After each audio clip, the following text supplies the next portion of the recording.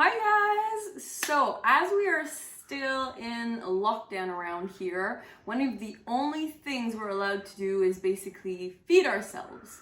So I thought it was time to come back with a second video about foods in my new country. So I did a video of this type when I was in England, and now we're going to be visiting through some French products, some that are very mainstream and some that are just kind of classic, but I can't believe they would be mainstream ever.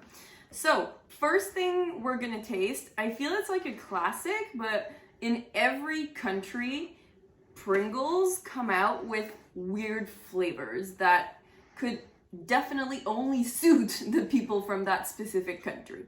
And in France, it had like a few different options. Emmental, is that how you call it? It's a kind of cheese that's really popular around here.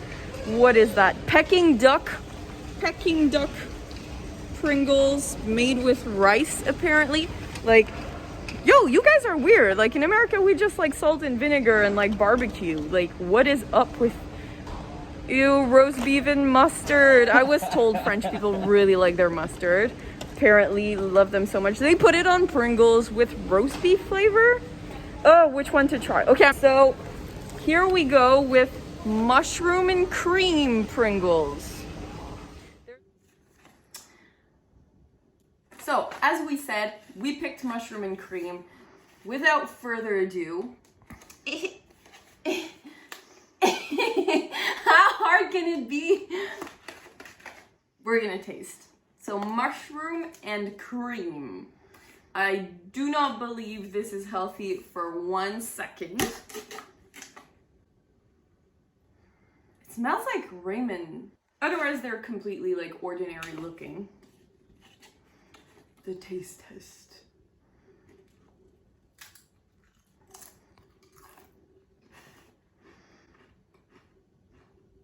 They kind of taste like, I don't know if it was a fashion in your country, but like, you know when you just break up the ramen noodles in a bag and then you pour the powder on it? They kind of taste like that, like really salty. There's a flavor you can kind of recognize, but not quite. Oh, this is good. This is definitely good. Like, mushroom and cream is really a winning combination with Pringles. I could literally go through the whole freaking pack just now. Damn, Pringles. Also, it's a new flavor. Fancy that. Okay, here you go. So apologies for the sound. It's just my husband desperately wanting to taste the Pringles because they look so darn good. Keep going, I'm gonna eat the box. Close the box. Second item is this classic. They are little crackers. They call them gâteau belin, but this has nothing of a cake, okay? When they say gâteau in French, you have to be mentally prepared. They don't necessarily mean cake, because this is definitely a cheese-covered cracker. Emmental flavor, which is a type of cheese. They also have the Emmental flavor Pringles. So Emmental is really like a recurring flavor around here. And this apparently is one of the best. The Monaco flavor. So there are different kind of extra thin crackers from this brand. But we are going with the Monaco because apparently it is the best. I feel I've eaten those before, but like they didn't feel that memorable to me. Yeah, France is angry at me for saying that. There's barely any cheese on this one.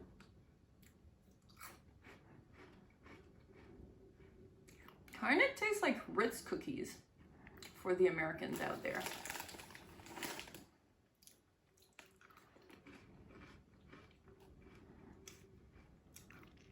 Yeah, they just taste. You know how the Ritz have. My husband is shaking his head behind the camera. But you know how Ritz have the Ritz sandwich with cheese in the middle? Okay, this is like a version that is very, very toned down. It tastes barely of cheese, but the cheese that you taste is a lot less chemical. So it feels a bit like a healthy version. Oh, this one is quite cheesy, so I'm gonna see if it tastes more. Yeah, that one was a little crunchier. I don't know. I think I have tasted those before and I am still a little underwhelmed. Okay, before I go on to getting divorced, we're gonna pass to the next item. Thank you. The next item is actually a liquid. So this isn't only in this country, but it is a very common drink around here. I don't know if you guys remember from the British videos, I told you about their squash. They would be putting like juice concentrate in water and it would be like a watered down juice, and they were like obsessed with that in England. Well, here they have sirop. So they have syrup, which is all sorts of flavors, really anything you can think of, any juice flavor you can think of, even like almond juice, they're gonna have a syrup for it. And the main brand is Tessar, which is the one my husband made me take. And basically all you have to do according to the instructions is put 1/12 of syrup in your liquid. So in your whole glass, you should have like 11/12 of water and 1/12 of this. And this one is very odd. It is violet flavored. And honestly, it was not the only thing violet flavored, which is why I picked it. I didn't pick it because it looked good, because honestly, like flower juice seems a little suspicious to me. But it really wasn't the only thing. They had like alcohols, they had bubbly drinks, they had all sorts of things that were violet flavored. So I felt it was a must if I was gonna try these weird syrups that I try the violet one. Also couldn't taste the almond one because I would die. Sirop en premier. C'est une histoire de chimie et de densité. Oh my god, I put the water first and I have to put the syrup first. Oh no. Oh, it smells like if perfume was sour. Like it smells like sour perfume. Oh, it's horrible. Why did I do this to myself? It'll probably be horrible in water because it'll taste like dirt or something. Like dusty old French houses. Oh! Is that an inappropriate amount? Is this not 1/12 of my glass? That will be really sweet. Well, I hope so. It's gonna taste like flowers, so I hope it's sweet flowers. Well, it's really purple.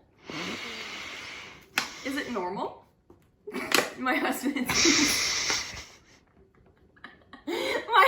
seems desperate with me. I think I put too much syrup. So here we go. Tessar violet syrup.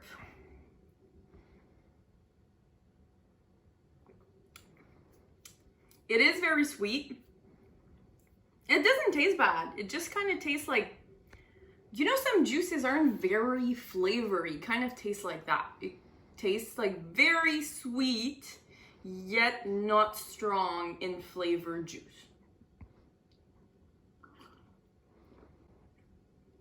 And then honestly, it looks like it's gonna slowly kill me because what would ever be this color? Yeah, no, it's good. It's drinkable.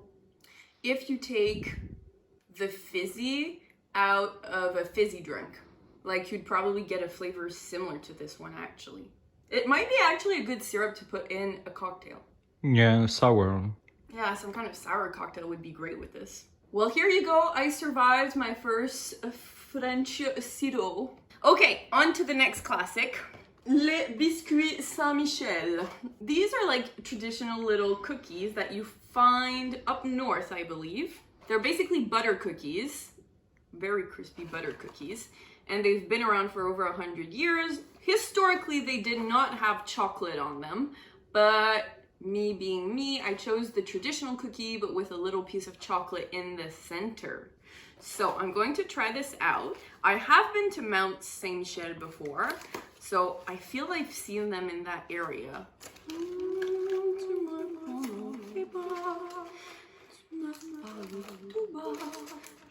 Oh, individual packets. This is like lunchbox material. Okay, so you get 3.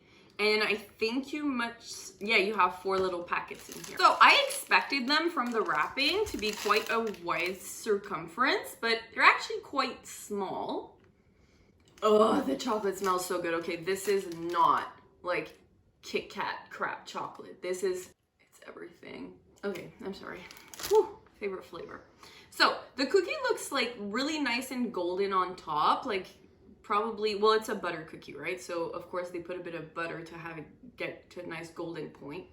And yeah, the cookie just smells a bit sweet, but the chocolate is really overtaking. It's kind of a dark chocolate as well, which is probably why it smells like good chocolate. Well, it just says Galette Saint-Michel, which is the name of this type of cookie. Here we go.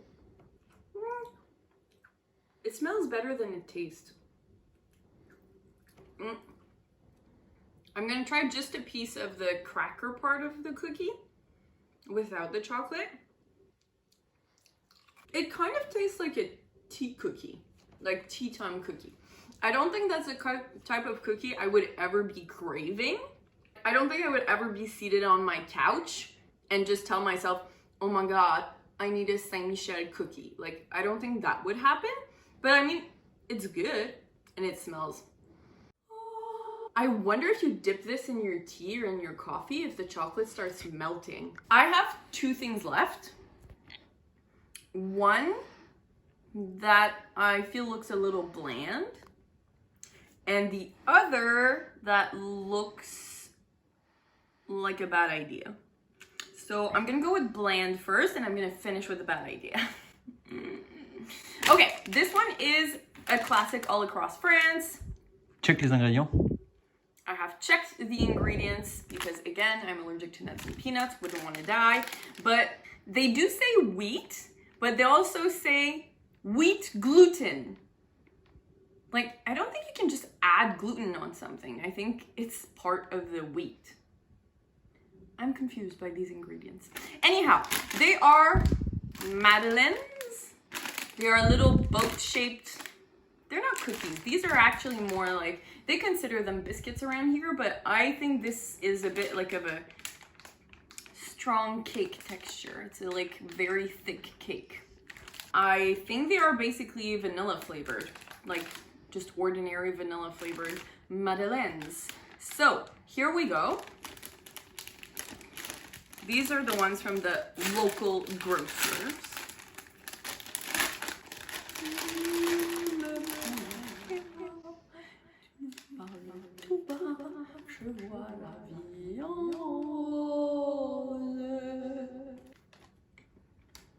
Definitely a thick cake.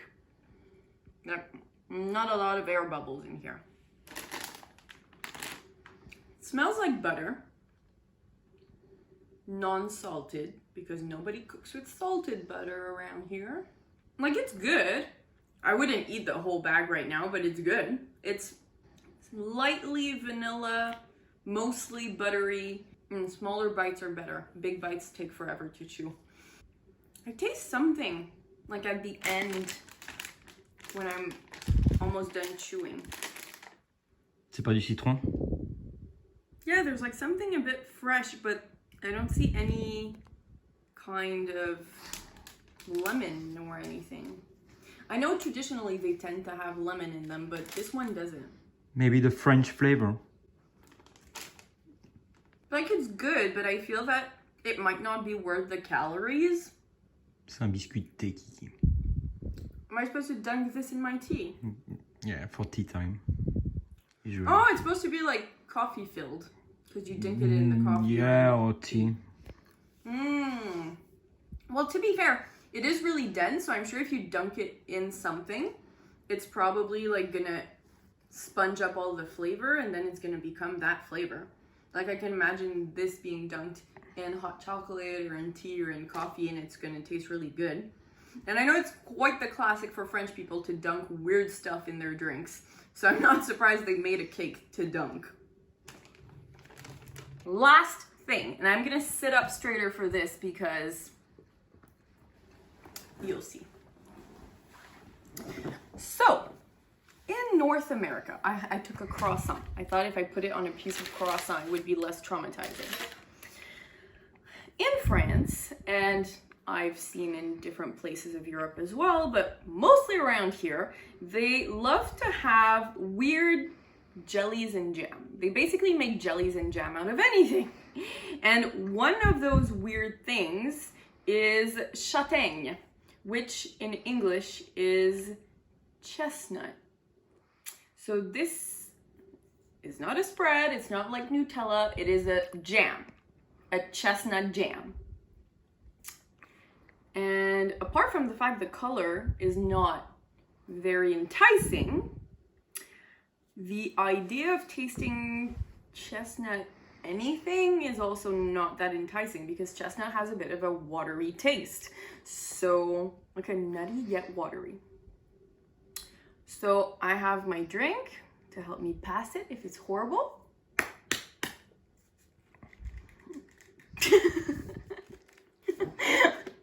What the flip is this?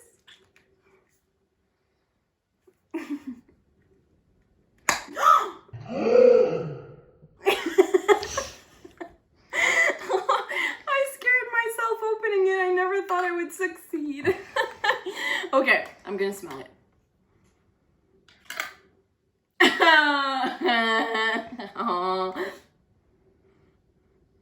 Oh, it smells like dirt.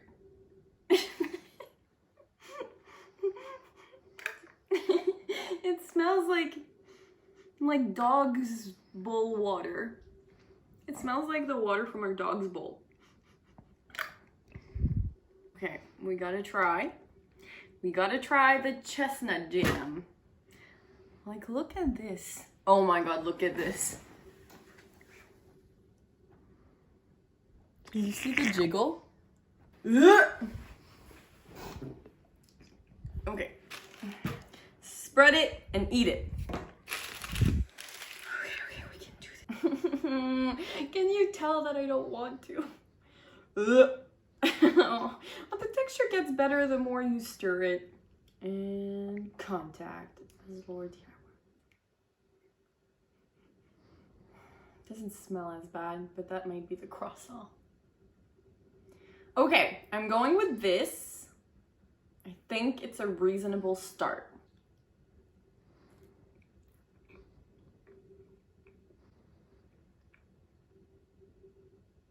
Thank the Lord they put vanilla in there. I'm not a fan. Oh! Do not mix with do not mix with the violet juice. This is... Non. C'est un non. J'aime te voir manger ta tartine qui ressemble à du vomi après boire ton liquide violet là. Ton hydromel bizarre. Okay. There's kind of tiny pieces of I don't know what in it. It feels a bit sandy. Chestnut. Of course it's pieces of chestnut, but I'm like, it's kind of got like a forest taste, but sweet because they put vanilla in it. Would say it's probably an acquired taste, which I have not acquired. Kiki, care to taste? Yep. What do you think? Oh, I like it. You're gonna eat it? I'm willing to eat that every morning.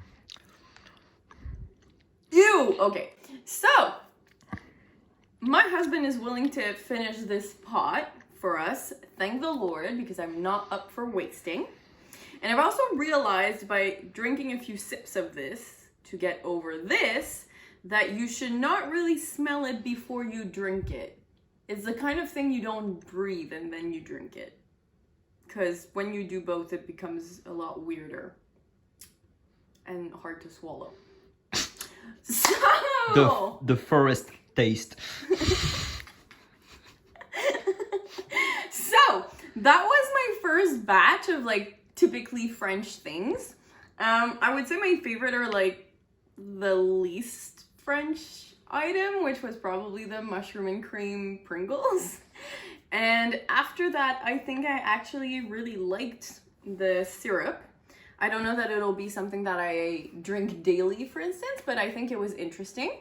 And overall, I would not recommend chestnut jam.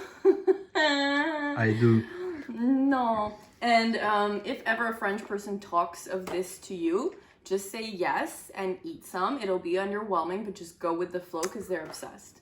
So, don't mind the cameraman. Ah. See you in a future video. Thank you for tuning in. More to come. Bye, guys!